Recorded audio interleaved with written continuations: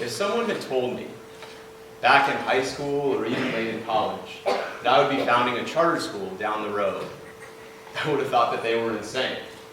I had no plans to become a teacher and never really had taken an interest in education. But little did I know that the seeds had already been sown for me to be on the path that I currently am. And so today, I just want to tell you a couple of stories that have helped me connect the dots. Not because I have advice or sage wisdom, but just because, hopefully, seeing how the dots have connected for me may inform just a little bit how they end up connecting for you. The first story that I want to tell is about luck. When I was 12 years old, I first traveled to my parents' homeland in India and was incredibly excited to see where they grew up. But after just a couple of days, I'd asked my parents to cut the trip short. I was overwhelmed by the overt and unavoidable poverty that I had never seen before. And I'll never forget pulling up at a stop sign on the way to my grandfather's house and having a young boy about my age come up to my window and tap on it seeking for change. He was young just like me, but his clothes were tattered and his hair was disheveled. And at that moment, I had a realization that was well beyond my years, which was that this boy looked just like me. And I didn't fully process the experience in that moment. What I realized was that I was starting to become cognizant of my privilege, of the fact that the well-being that I was enjoying was not necessarily all mine to have earned, and that others may not have that as well. That had I been born to different parents at a different time and in a different place, that the outcomes for me would be quite different. That aligned pretty well with a story that I'll tell you next about 17 years and $15.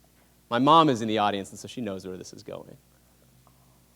This right here is me when I was much younger and much cuter, and above me is my brother, and then above us is my grandmother.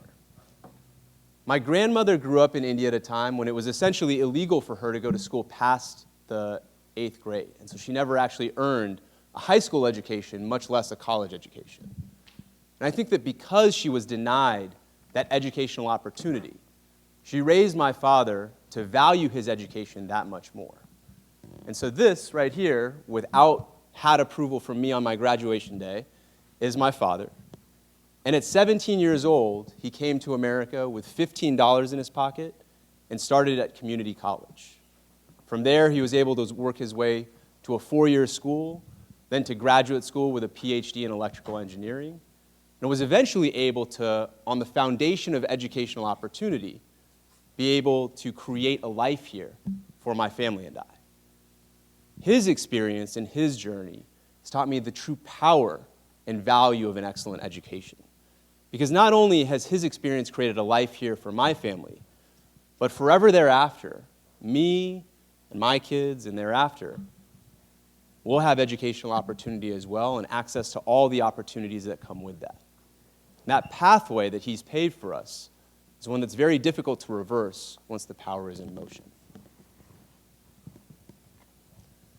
The next story I want to tell you is about going from 90 to 0.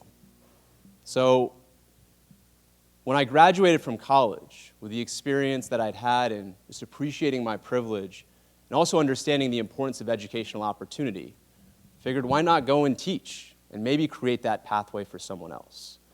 And so this is my classroom in Richmond, California, Leadership Public Schools, Richmond, where I taught. Richmond is unfortunately, and I think unfairly, categorized for some of its deficits, the violence, the poverty, and strife that our community faces. But what's hidden behind it is a story of resilience and perseverance. My classroom, I feel, was one of those places. My students came in with all kinds of challenges that had afflicted them from the community and the social constructs around them. But despite those challenges, they came with unique drive. When I met my students in my AP US History class, I was overwhelmed, to be quite honest, by some of their gaps. Many of them had basic deficits in reading and writing, and one of my students actually did not know that George Washington was our first president.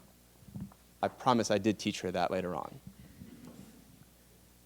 At that time, 90% of our students were earning ones on the AP US History exam, which is a shame because there's clear evidence and data that students who take and pass an AP course and an AP exam are disproportionately more likely to go to and graduate from college, especially for low-income students, where only 1 in 10 is currently on that path.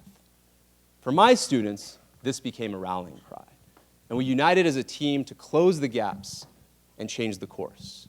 So starting with Veterans Day, each holiday, they would come into class and go for AP US History boot camps. On Martin Luther King Jr. Day, which happened to be my birthday that year, we were doing an all-day review session for their semester final. During February break and during spring break, we had class all 5 days. And when they took the exam in May and got the results back in June and July, we learned that more students that year passed the AP US History exam than had passed in our entire school's history combined. And what I learned from that was that our students were capable of incredible things given the right opportunities. And as I honed my practice in the next couple of years, relying less on brute force and boot camps and more on instructional precision, we reduced the rate of students earning ones from 90% to 0. And our students that last year actually had comparable results to communities that don't necessarily face the same sort of hardship, including this one. From that, I learned that any student, and really any person, given the right opportunities, access, and environment and support, can achieve at the highest levels. But I also learned that there are too few environments and conditions like that. In fact, because our school was doing an uncommon level of excellent work for our students to put them on a path to opportunity, our building was full. And in fact, we could have filled our entire building once over with all the students who were just waiting on the wait list to get access to that same pathway. And so, after a few years, the urge to scale my impact beyond the 4 walls of my classroom struck. And I wanted to imagine what it might look like to create a great school like this, or even take it a step further. That leads me to my next story, which is about 2 to 3. Founding Invictus Academy of Richmond, and even just thinking back to naming it, has been a huge challenge. It has involved all sorts of diverse experiences and forced me to learn and grow at a rate that I thought not imaginable. These are some of the images that capture all the diverse experiences that it's taken to get our school off the ground over the last 3 years. It included going to the community and meeting parents, hearing their concerns, learning more about their needs. It involved enrolling in a program that taught me about charter school finances and politics, regulatory issues, and of course, the educational program. I visited around 50 of the top schools in the country to learn about their models, see what they were doing right, and try to scale that back in Richmond to match our students' needs. It also involved navigating the political process, going to the local school board, doing community outreach and community organizing. And all of that culminated in a district meeting where the school board heard our petition and would vote on the outcome. We had dozens of people out in blue shirts supporting Invictus. We had a 450-page petition, and it was up to them to vote. And the outcome was 2 to 3 against. At the meeting, the board members said that the reason for their denial was not necessarily our plan, which they thought had some merits. It was not the community outreach, because the community was behind the school. It was me. They thought that, and I'm quoting here, a 26-year-old with no experience could not run a school. I was 29 at the time, but 6s and 9s can be confusing. They said that the leadership just wasn't there, and that this was more difficult than I had imagined. That was difficult not because it was a personal attack, but because we had come short. And dozens of people in that audience and over 100 people in that room had come and seen the board basically point the finger to me, say, you're the reason why this school will not succeed and why we do not support it. That forced some soul searching for me in the next couple of days, because it was difficult to imagine that this dream I'd created was also not going to come true because I had been the one to create it. And in the next few days, I was down.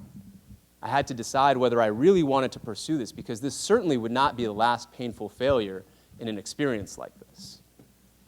And I remember just as the pendulum was swinging in my mind about whether I really wanted to do this or just cut my losses and go do something else, I got a call from the mother in this picture, Stacy. I had met her many months prior and talked to her about Invictus. I had actually been the teacher for her sister, which is how she knew me. And her son Elijah was about to be in the grade level that we were seeking to serve. And actually, right now at this moment, Elijah's in classes, I hope. I'm just kidding. He's in classes, I'm sure. Stacy called me and said, I heard about what happened last night, Mr. Thapar. I'm so sorry. But I hope you'll keep fighting for us because I just don't know where else I would send him. There aren't a lot of schools that I'm comfortable sending him, and I feel like he would do really well at yours. So if there's anything you need, you just let me know. And that was a turning point for me. Because what I realized was the greatest learnings are the most painful. And in this case, this was a hugely painful experience. But Stacy's call and the reflections I had helped me realize that that was pain I was willing to endure for the payoff that I knew was coming down the road.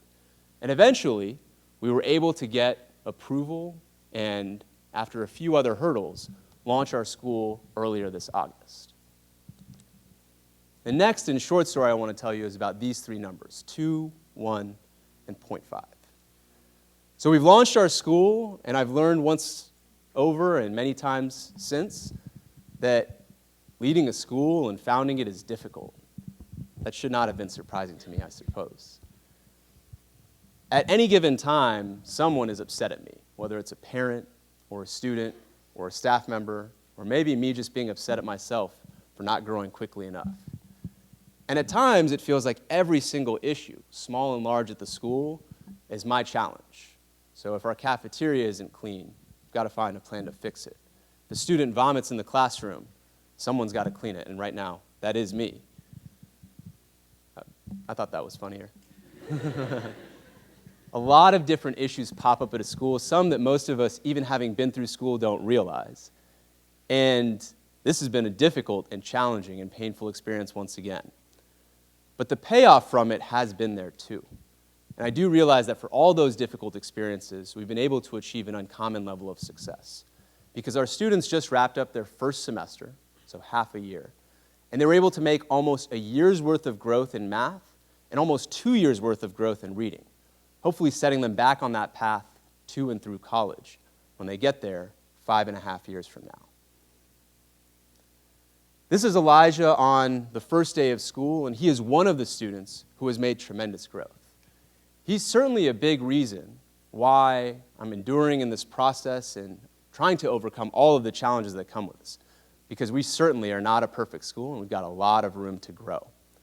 But I suppose the biggest question to ask as I sit here today and think back on this journey is why? Why do the work when it's so difficult? Even if the numbers come up good, it's still a really challenging process, and a lot of personal strain comes with it. Well, as I look back, the payoff is also pretty huge. Remember when I told you that so many of our students passed their AP US History exam? What I didn't tell you is that one of those students' names was Daniela. She's a former student of mine, and in September of that year, she learned that she was pregnant. Now, the odds against Daniela at that point are huge. She was a pregnant teenager at 16. She's an underserved minority in a community with poor educational outcomes by and large. And she was about to take an AP US History exam that no one in the history of our school had ever scored a perfect 5 on, and very few students, only a handful, had ever even passed. In fact, at that point, most students were not actually sitting for the exam. Well, you'd be surprised to learn that Daniela earned a perfect 5 on that exam. And just to put that in perspective for you, when I was in high school, I earned a 4 on that same exam. And to my knowledge, I was 0 months pregnant. Daniela, the story gets even better, is right now at this moment using her college education from Berkeley, her dream school, to be a teacher at Leadership Public Schools Richmond, where I was her teacher. That's happening quite literally at this moment. She's driven huge gains, and to have taken this picture and seen her not only teaching, but teaching really effectively, that's why I keep going. This is Jeffrey Martinez. He's a former student of mine who I met in his junior year. Jeffrey had come with huge challenges. Starting in middle school, he had really run into some hurdles. He'd had issues with some of his friends. He'd had run-ins with the law. He'd nearly been kicked out of school a couple of times. And he was exactly one of those students who the statistics and the odds said likely would not achieve much or be successful. He's spoken to this himself. But right now, at this moment, Jeffrey Martinez is in an Invictus classroom as our culture supervisor and operations support manager. And he has aspirations, as he takes classes at night, to earn his college degree and eventually be a full-time teacher at Invictus Academy of Richmond. So I suppose the why for me is, while the odds against us thriving and succeeding in work that is this difficult, when the stats are stacked so heavily against us, those are huge. But at the same time, the payoff and the gain that comes with these stories and these journeys and the irreversible progress that's been made for students like Jeffrey and Daniela, and hopefully some of those at Invictus Academy right now, well, that's worth it. Thank you so much.